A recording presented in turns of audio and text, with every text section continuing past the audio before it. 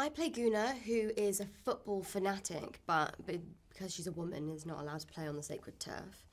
And she stumbles across this caveman, Doug, who is a bit of a loose end when the Bronze Age in which she lives wants to take over his valley.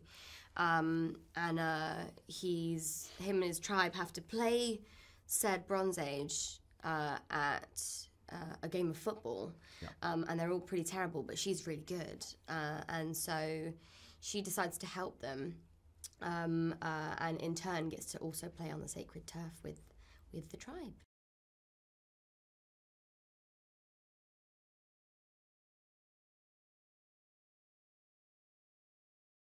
So Lord Nooth is the governor of the Bronze Age town, and he is kind of, apart from being physically very big, he is very pompous and puffed up and frustrated and self-important, and he's kind of the villain of the piece in lots of ways. He wants to, he's got a sort of ploy to get as much bronze as he can, elevate his own status and use the early man tribe to work down the mines to find more bronze. But he's wrong-footed by the pluckiness of Doug and his fellow men and women. So yeah, he's just a kind of frustrated middle manager, really, in the wrong place.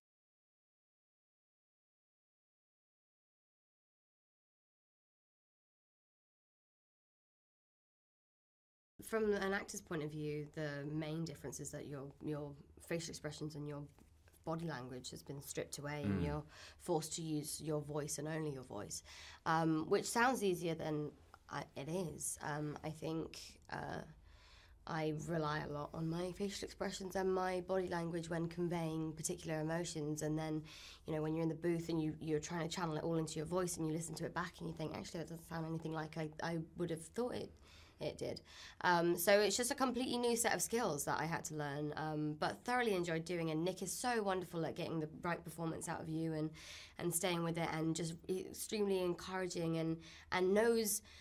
It's strange when you're talking about like just one simple line of dialogue and the way in which he can explain what he's trying to get from it, and the words he uses to make you understand how he wants to hear this particular line.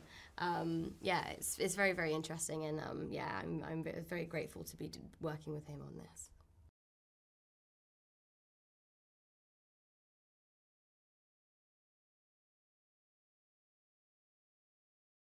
Yeah, I think it's the challenges in finding the vocal energy to match the larger-than-life physical energy of these clay characters, because there's something unnaturalistic about the vocal performance, especially Nooth, who is larger than life in so many ways. But I enjoyed it very much, and I've been such an admirer of Aardman and of Nick Park for so long, and he made me laugh endlessly in the sound studio, and it was a sort of, you know, game of tennis where he would suggest something and I would do it, and he would go, oh, that's good, try this, and it felt very free and fun and experimental, and he seemed happy, so yeah.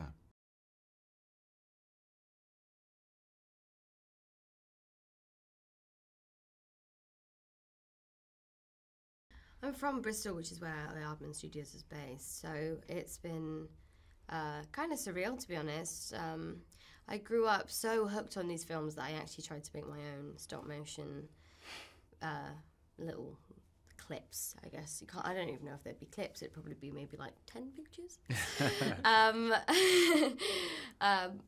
But yeah, I was just so inspired by these films from a very, very young age, and it really is just surreal and a dream come true. And seeing Guna for the first time, the puppet, was a really, really special moment for me. And yeah, I think it's a lot of people's dream to have a little, well, either to have like a version of themselves in the Aardman world, or to, you know, have their own character that they bring to life. It's special. It's really special.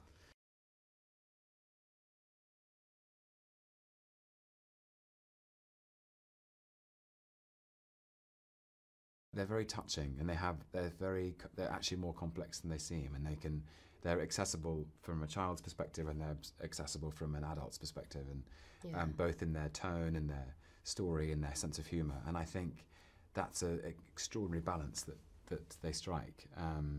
So I just feel very lucky to be in them.